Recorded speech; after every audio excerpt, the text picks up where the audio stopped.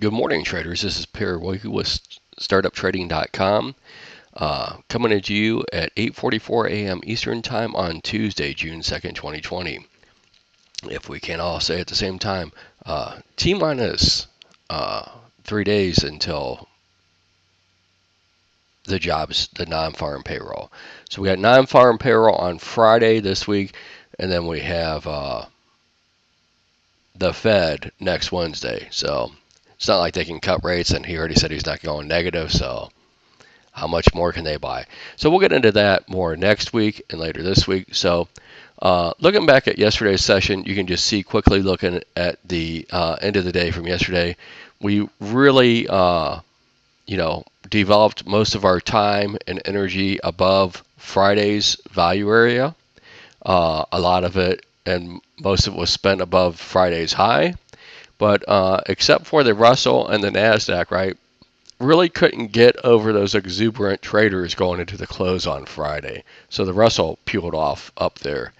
Uh, Looking at the some of the charts, I want to just show you there. I don't see anything bearish, right, on all the time frames. Bullish, bullish, bullish, bullish. So sometimes when all the time frames lean one way or another, you got still neutral for the 20 to 60 day for the Dow and the Russell, but everything else on here is bullish.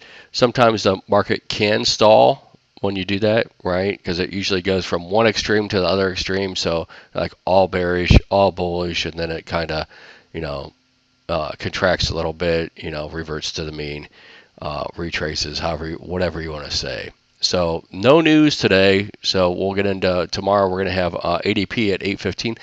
For whatever reason, that's usually not a big deal, right? It's not like the non-farm payroll. Then we're going to have ISM tomorrow at 10. So we'll remind everyone of that tomorrow at 10.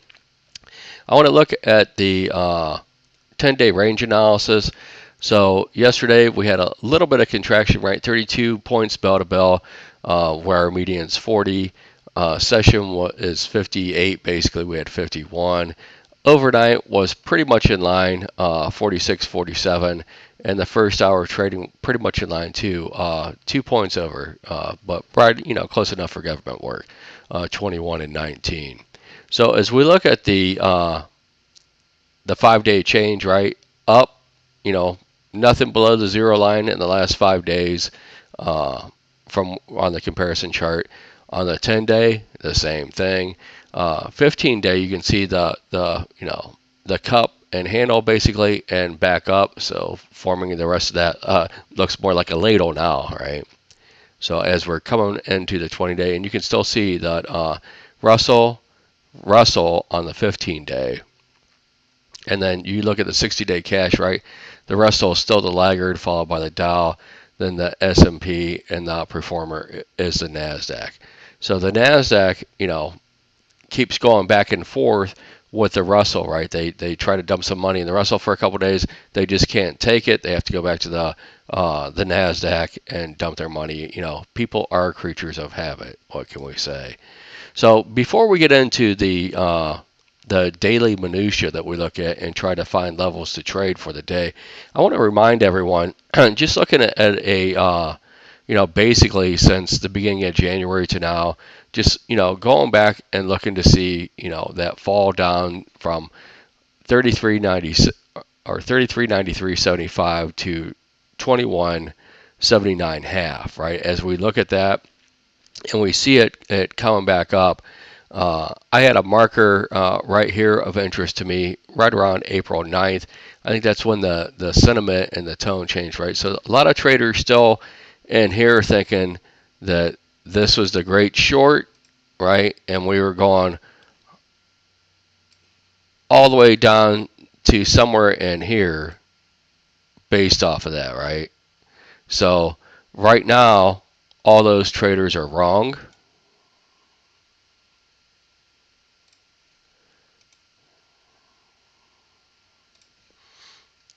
And as we look to see what's going on, I want to show you that I really don't have any real significant resistance between where we lost up here right around 3,300 to now, right? There's some jags in the profile and we can look at it, but basically, there's potential that we can get up to 31.45 to 31.90 at minimum without a serious retracement. If you look at where we're at on the chart, that's back over here. We have 1, 2, 3, 4, 5, 6 days of trading over here, and only 3 days of trading, basically up in here as we fell down. So as we retrace back up here, can we come back down and test 3,012.50 to 3,052.75? Again, that's not going to be a big deal. And obviously hitting, 30.52.75 when that is only 11 points below us is, definitely on the table for today. Can we hit 30.12 today? Probably not, because if you look at it, while everyone's still thinking about this first section I outlined below 29.35 basically as a breakout area, the real breakout area is happening now above basically 3,010, 3,007. And staying above 3,027 is going to be, significant going forward. So with all that said, can we retrace a little bit today? Can we go back and forth? Can we stall out? Sure we can. But keep in mind that the pressure, and this is most of last week that I've got shown right now. This is the Wednesday session down here, Thursday and Friday, so it's the end of the week. Remember, we only had Tuesday that was there, so let's go to it because Monday really doesn't count for anything. So as we look at the highs for last week, and that's what we're flirting with right now in these pullbacks to see if we want to stay above.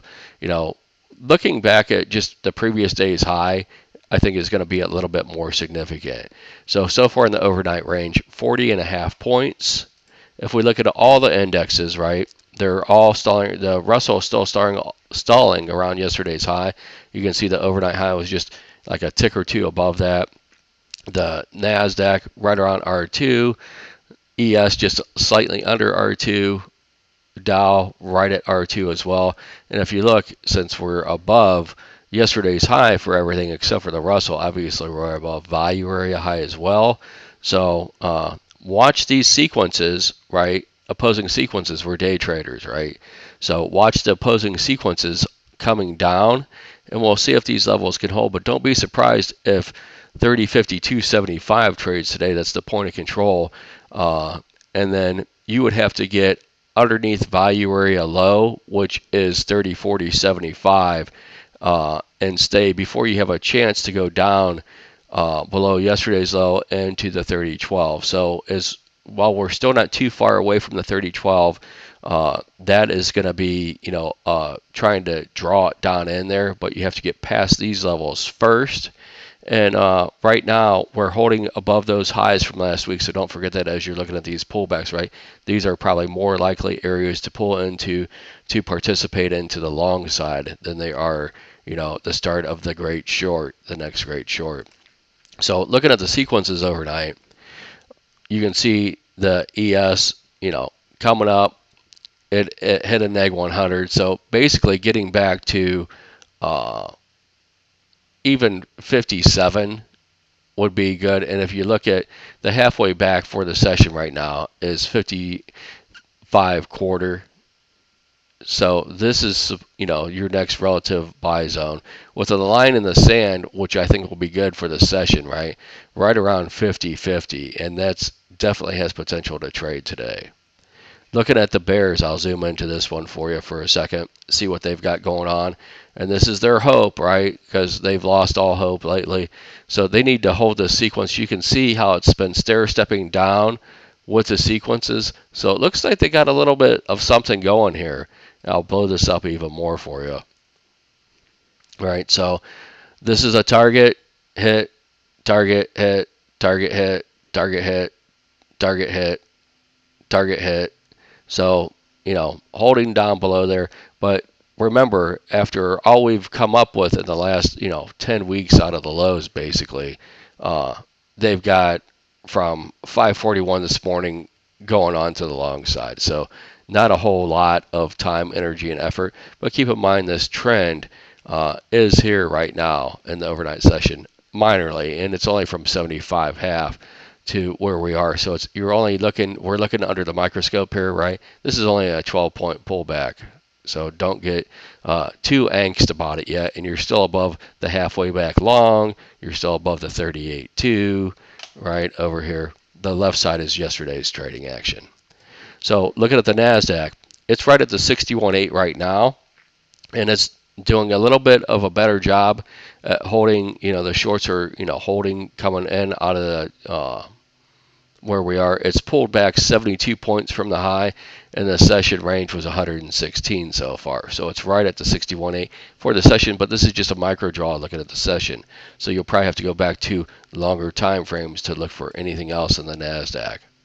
Looking at the Russell, same thing. It's just really holding up well, and the bears don't even have anything going with it substantially. You can see it just hit these two targets, but really it's in an extension sequence that is probably going to break relatively soon from 14.15 down to the low. So you could watch that for a break of the 61.8. So looking at the ES, we beat up some levels on that. I'm not going to get too much into it. So let's look at the NASDAQ.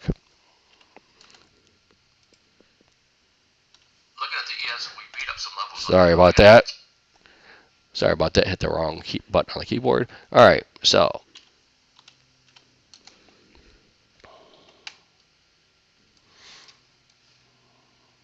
zoom into some more recent price action. So really this hold at 95.72 to right around where we are on now is going to be more telling to see if that can happen.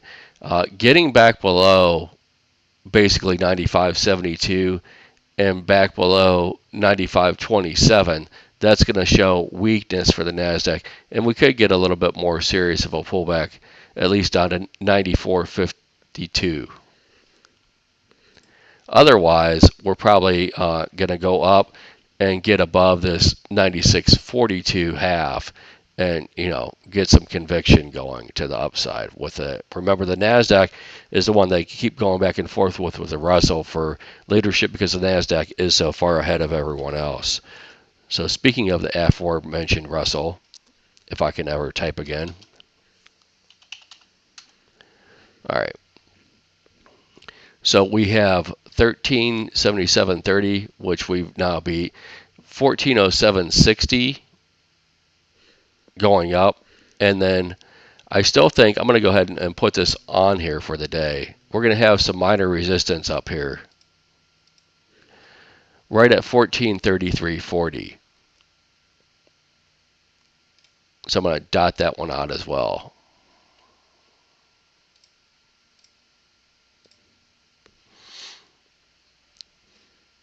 And then down below the 1377.30 and then 1353.60 if we end up getting it more of a retracement.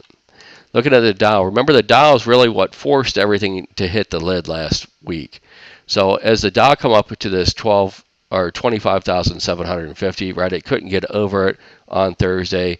It backed off, and it just really started filling back and forth between 24,775 and there. And as you can see, these little last consolidations is really where it stalled at now. But now we're back above 25,566. So watching that, and I'm going to throw a small level right here at 25,462 for the day.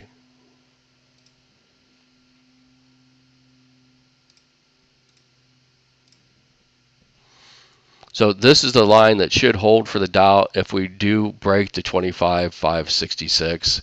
Otherwise, we're likely to head up towards the leg start down, which is 25,672 to 25,750 again. So going back and looking at all the charts, what's more likely to happen? We're likely to not get much under this 30.52.75, right? We're unlikely to start making our way back down to 30.12 half. So that's what I think is going to go on. I think that's the best risk to reward, is trying to participate right around the gap fill, which is the purple line, to the retest of the point of control from yesterday, and that should really get us moving back to the upside. And to be honest with you, The high of the day could just end up a little bit above R2 after doing that. And if we get going to the downside, value area low, yesterday's low, needs to be taken out. I hope this helps. I'll see you guys in the morning tomorrow.